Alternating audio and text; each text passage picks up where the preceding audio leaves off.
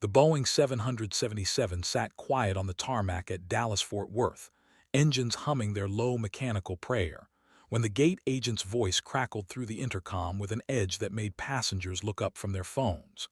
Ladies and gentlemen, we're experiencing a slight delay. Please remain seated. Row 19 was where they found her, tucked against the window, hood pulled low, a faded green jacket with patches torn off, leaving only ghost outlines and thread. Her hands were wrapped around a paper cup from the terminal, long cold. A flight attendant named Marcus approached, his smile professional but his eyes uncertain. "Ma'am, do you have a boarding pass for this flight?" She didn't look up, just nodded toward the seat pocket. He found it there, crumpled but valid. Seat 19F paid in full, but something about her stillness made him radio the cockpit anyway. Captain Ahmed Raines was running through his pre-flight checklist when the call came. "We've got a situation in the cabin. Passenger in 19F looks like she might be unwell or homeless. I don't know, she won't really talk." Ahmed sighed, glancing at his first officer, a sharp young man named Dmitry Volkov who'd been with the airline 8 months. "Think we need to get her off?" Dmitry asked, already reaching for the manual. "Let me see her first," Ahmed said, unbuckling. He walked the length of the aircraft, past business class with its leather and legroom, past the families in economy clutching neck pillows and snack bags until he reached row 19. She was small. That was his first thought. Small and still, like she'd learned how to take up less space in the world. The hood shadowed her face, but he could see the line of her jaw, tight and angular. Her hands were rough, scarred across the knuckles. "Ma'am," he said gently, "I'm Captain Raines. Just wanted to check you're okay to fly today." She turned her head slowly and her eyes met his. They were pale gray, the color of sky before a storm. For a moment neither of them spoke. Then she said in a voice like gravel and smoke, "I'm fine, just tired." Ahmed nodded, but something in those eyes held him. He'd seen that look before, not in a terminal, in a desert. "Okay," he said, "just wanted to make sure." He turned to walk away, but then he saw it on the sleeve of her jacket, barely visible under the grime, a small winged insignia. Faded gold thread. Pilot wings. His heart stopped.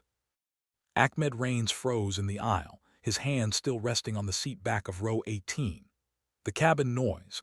A baby fussing 3 rows up. The rustle of magazines, the overhead bins clicking shut. All of it fell away into a hollow silence. He looked at the woman again, really looked.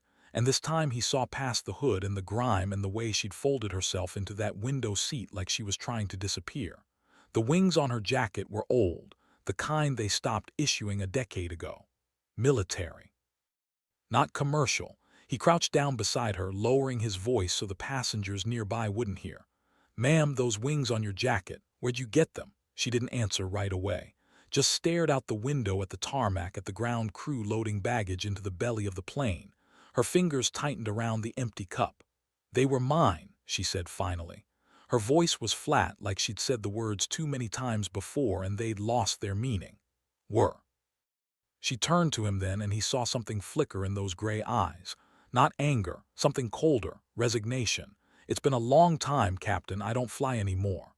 Ahmed felt the weight of that statement settle into his chest. He'd known pilots who'd lost their wings, medical disqualification, substance issues, PTSD.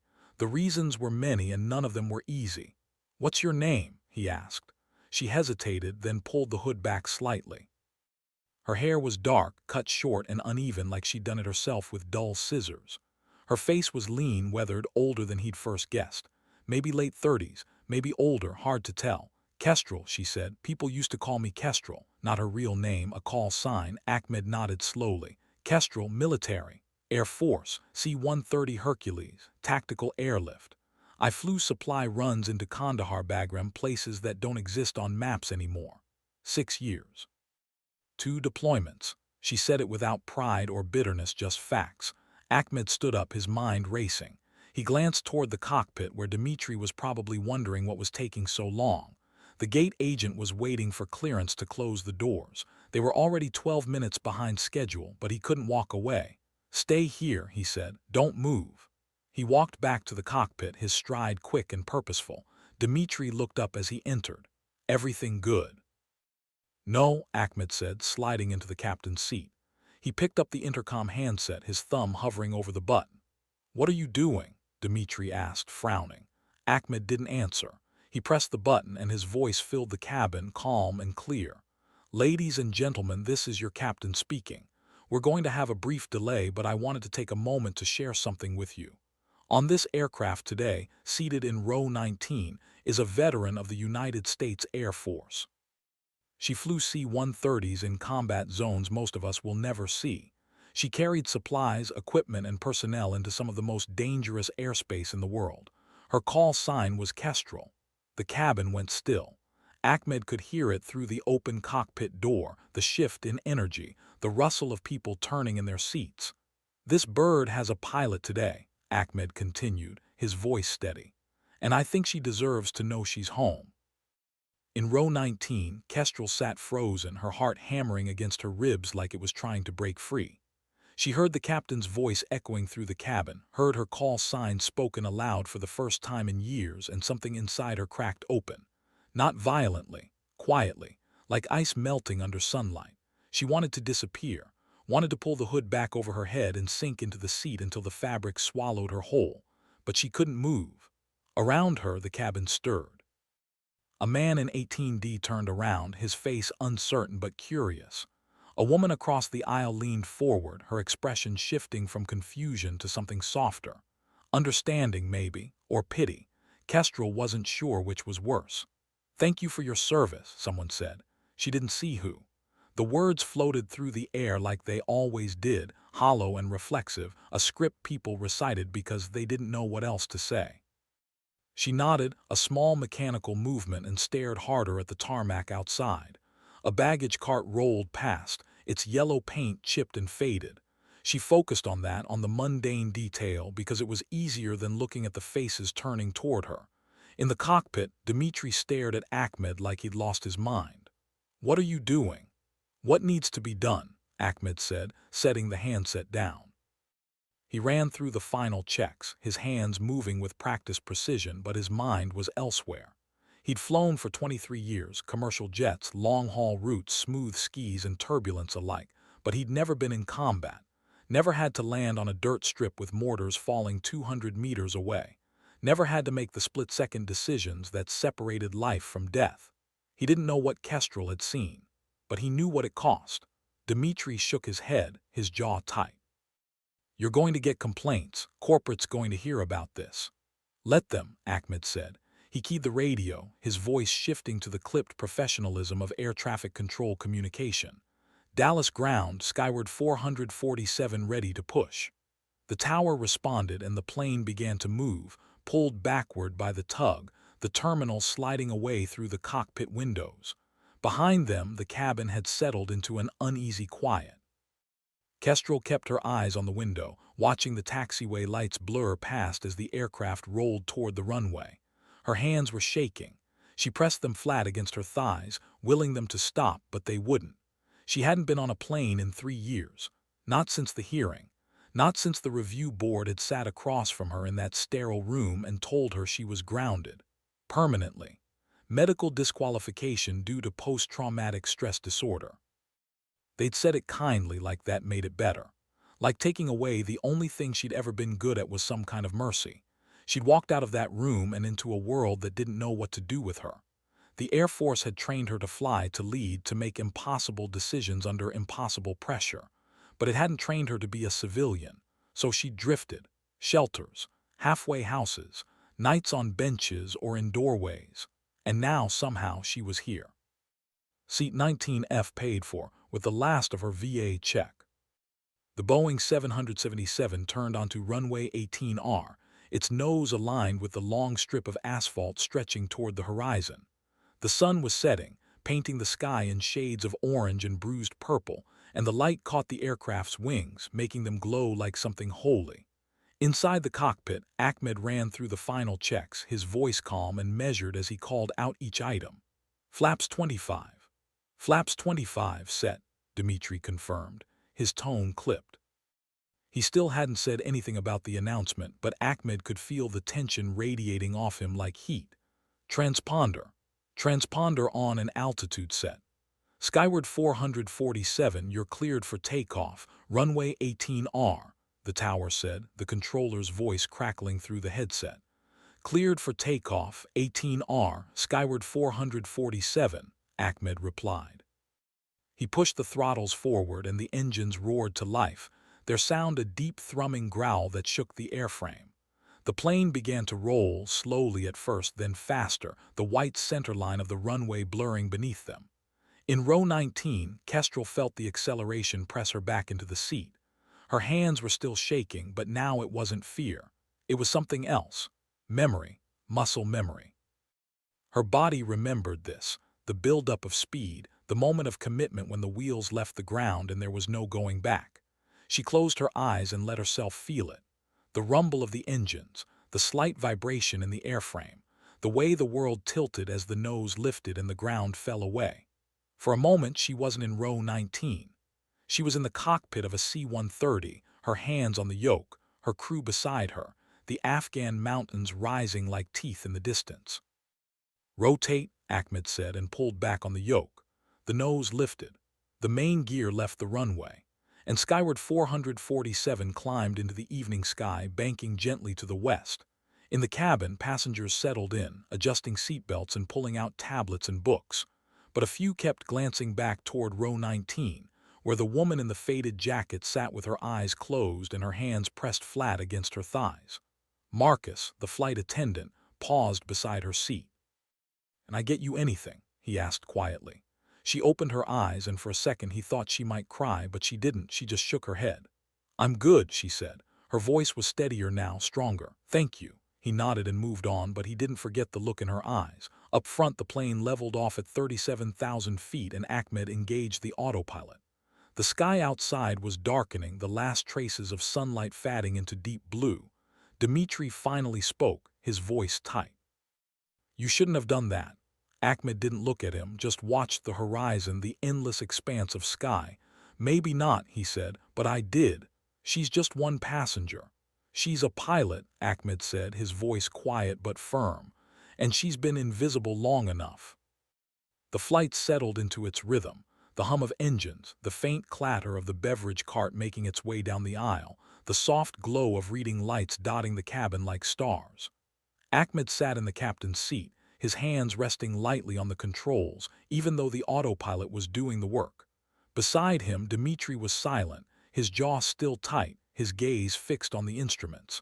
Ahmed knew what the younger pilot was thinking, that he'd overstepped, that he'd made the flight about something other than getting passengers from point A to point B on time and without incident, that he'd invited complications, complaints, maybe even a write-up from corporate. And maybe Dmitri was right, but Ahmed didn't care.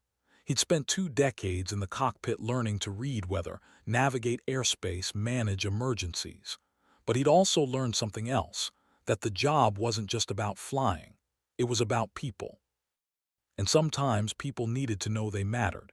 He keyed the intercom again. "Ladies and gentlemen, we've reached our cruising altitude of 37,000 feet. Flight time to Seattle is approximately 4 hours and 15 minutes. Sit back, relax, and thank you for flying Skyward Airlines." He set the handset down and glanced over his shoulder, through the open cockpit door toward the cabin. He couldn't see row 19 from here, but he thought about her. Kestrel. He wondered what she was thinking. In row 19, Kestrel was staring at the ceiling, her hood pulled back now, her face exposed to the dim cabin light. She'd heard the captain's voice again, smooth and professional, and it had pulled her back to the present, away from the memories. The man beside her in 19E, a middle-aged guy with wire-rimmed glasses and a polo shirt, was typing on a laptop, the screen casting a pale glow on his face. He hadn't said anything to her, hadn't even looked at her, and she was grateful for that. She didn't want conversation, didn't want questions, but then he closed the laptop and turned to her, his expression careful.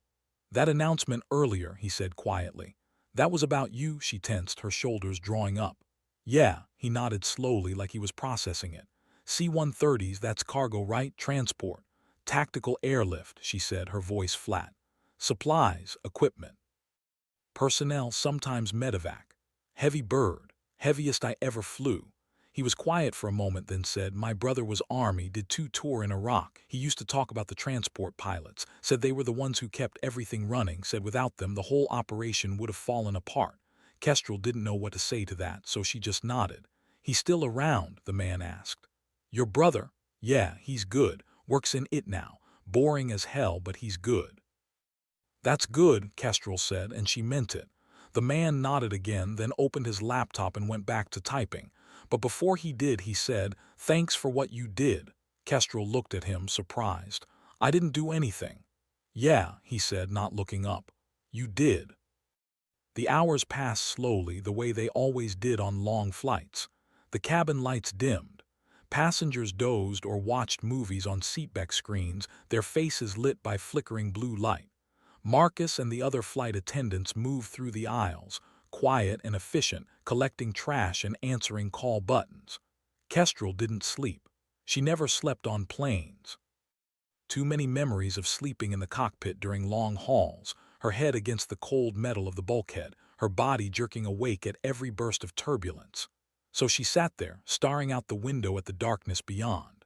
The moon was up now, nearly full, casting pale light on the cloud layer below. It looked solid, like you could step out onto it and walk forever. She used to think about that when she flew. How the sky could trick you, make you feel safe even when you weren't. Up front, Ahmed checked the weather report for Seattle. Clear skies, light winds, no complications. Good, he hated complications. Dimitri was dozing in the first officer's seat, his head tilted back, his breathing slow and even. Ahmed didn't wake him, let the kids sleep. He'd been running hard all week. Ahmed's mind drifted back to Kestrel. He thought about what she'd said, that she didn't fly anymore, that it had been a long time. He wondered what had happened, wondered if she missed it. He knew he would. If someone took flying away from him, he didn't know what he'd do. It wasn't just a job, it was who he was. He reached for the radio, then stopped. He didn't know what he'd say, so he just sat there, flying the plane, and thought about the woman in row 19. In the cabin, the man in 19E had fallen asleep, his laptop closed on his tray table. Kestrel was still awake, still staring out the window when Marcus appeared beside her. "Can I get you anything?" he asked, his voice low so he wouldn't wake the other passengers. "Coffee." She looked up at him, surprised. "It's the middle of the night." "I know," he said, smiling, "but I figured you might want some anyway." She hesitated, then nodded. "Yeah, black. Coming right up." He disappeared toward the galley, and Kestrel leaned back in her seat, closing her eyes. When he returned, he handed her a cup, the steam rising in thin tendrils. "Here you go." "Thanks," she said, wrapping her hands around the cup. The warmth felt good. Marcus lingered for a moment, then said, "The captain, he's a good guy. He doesn't do things like that for no reason." Kestrel looked at him, her gray eyes sharp. "What do you mean? That announcement? I've worked with him for 3 years and I've never heard him do anything like that. He must have seen something in you." She didn't know what to say to that, so she just took a sip of the coffee and stared out the window. Marcus nodded and moved on, leaving her alone with her thoughts. The coffee was bitter, burnt from sitting too long in the galley pot, but she drank it anyway. It reminded her of the Air Force, of early mornings on the flight line, the sky still dark, the smell of jet fuel and hot coffee mixing in the cold air. She missed that, missed the camaraderie, the purpose, the feeling that what she did mattered. The flight droned on, the engines a constant low roar that became almost soothing after a while. Ahmed was running through approach procedures in his mind when Dimitri stirred beside him, blinking awake. He straightened in his seat, rubbing his eyes. "What time is it?" 0230 local, Ahmed said. "We're about an hour out from Seattle." Dimitri nodded, reaching for his water bottle. He took a long drink, then glanced at Ahmed. "You're really not going to explain what that was about, are you?" Ahmed didn't look at him, just kept his eyes on the instruments, the altimeter and airspeed indicator and heading display. "Nothing to explain. I made an announcement, that's all." "That's not all," Dimitri said. His voice was sharper now, frustrated. "You singled out a passenger, you made the whole flight about her. That's not protocol, that's not how we do things." "Maybe it should be," Ahmed said quietly. Dimitri shook his head. "You don't even know her, you don't know what her story is. Maybe she's lying. Maybe those wings aren't even real. Did you think about that?" Ahmed finally turned to look at him, and his expression was calm but firm. "I know enough." "You know nothing," Dimitri said, "and you're going to get yourself in trouble." Ahmed turned back to the controls. Then I'll deal with it. They flew in silence after that, the tension between them thick and unspoken. Ahmed didn't regret what he'd done, but he understood Dimitri's frustration. The younger pilot was by the book, cautious, careful. He wanted to do things right, and right meant following procedure, avoiding risk, not making waves. Ahmed had been like that once. But 23 years in the cockpit had taught him that sometimes the right thing wasn't in the manual. Sometimes you had to trust your gut. And his gut told him that Kestrel needed to know she wasn't invisible. That someone saw her. That someone remembered. In the cabin, the first hints of dawn were creeping into the sky outside the windows. The darkness was fatting, the horizon turning from black to deep blue to pale gold. Kestrel saw it and felt something shift inside her. She'd always loved this moment, the transition from night to day, the way the world came back to life slowly, gently. She'd watched the sunrise from the cockpit of a C-130 more times than she could count, flying over mountains and deserts and oceans. It never got old. She sipped her coffee, now cold, and watched the light spread across the clouds below. Behind her, a child started crying, the sound thin and pitiful. A mother's voice, low and soothing, trying to calm the baby down. Kestrel listened to it and thought about the things she'd carried. Not just supplies and equipment, but people. Soldiers heading into combat. Wounded personnel being evacuated. Once, a young Marine who'd lost both legs to an IED, his face gray with pain and shock. She'd flown him out of Kandahar to Bagram, keeping the plane steady, fighting the turbulence, praying they'd make it in time. They had. Barely. She didn't know if he'd survived. Didn't know if any of them had. That was the hard part. You carried them, you did your job, and then they disappeared into the system, and you never knew what happened next. The sun was fully up by the time Ahmed began the descent into Seattle. The sky was clear, the Olympic mountains visible in the distance, their peaks dusted with snow. He keyed the intercom. "Ladies and gentlemen, we've begun our descent into Seattle-Tacoma International Airport. Please return your seats to their upright position and ensure your seatbelts are fastened. We should be on the ground in about 20 minutes." He glanced at Dimitri, who was running through the landing checklist, his voice clipped and professional. Whatever tension had been between them earlier was buried now under the routine of the approach. Flaps 5. Flaps 5 set. Landing gear down. Landing gear down, 3 green. The plane descended smoothly, the altimeter unwinding, the ground rising up to meet them. Ahmed could see the city now, the glint of water from Puget Sound, the sprawl of buildings and roads. In row 19, Kestrel felt the descent in her stomach, the familiar sensation of dropping through the sky. She gripped the armrests, not from fear but from something else. Anticipation, maybe, or longing. She wanted to be up there in the cockpit, her hands on the controls, her eyes on the instruments. She wanted to feel the plane respond to her touch, to know that she was the one bringing it home. But she wasn't. She was just a passenger now, just another body in a seat. The wheels touched down with a gentle thump and the engines reversed, the plane slowing as it rolled down the runway. Around her, passengers began to stir, pulling out their phones, gathering their belongings. The man beside her closed his laptop and slid it into his bag. "Safe flight," he said, glancing at her. "Yeah," she said. "Safe flight." The plane taxied to the gate, the terminal lights bright against the morning sky. When it finally stopped, the seatbelt sign dinged off and passengers began to stand, pulling bags from the overhead bins, crowding the aisle. Kestrel stayed in her seat. She wasn't in a hurry, didn't have anywhere to be. Marcus appeared beside her again, his smile warm. "Need help with anything?" "No," she said. "I'm good." He nodded and moved on, but then he stopped and turned back. "Captain wants to see you before you leave." She looked up, surprised. "Why?" "Don't know," Marcus said. "But he asked me to tell you." She sat there for a moment, uncertain, then stood and pulled her small duffel from under the seat in front of her. The cabin was nearly empty now, just a few stragglers making their way toward the exit. She walked up the aisle, her boots quiet on the carpet, and stopped at the cockpit door. Ahmed was still inside, standing by the captain's seat, his flight bag slung over his shoulder. Dimitri was gone, already off the plane. Ahmed looked up when he saw her. "Kestrel," he said. She stood in the doorway, her hands gripping the straps of her duffel. "You wanted to see me?" "Yeah," he said. He gestured to the empty cockpit. "Come in." Kestrel hesitated at the threshold, her eyes sweeping the cockpit. She'd stood in spaces like this before, but always as the pilot, never as the visitor. The instrument panel was different from what she remembered. Glass displays instead of analog gauges, everything sleeker, more modern. But the bones were the same. Throttles, yoke, rudder, pedals, the language of flight. She stepped inside and the door closed behind her, sealing them in. Ahmed watched her take it in, saw the way her eyes lingered on the controls, the way her fingers twitched slightly like they wanted to reach out and touch something.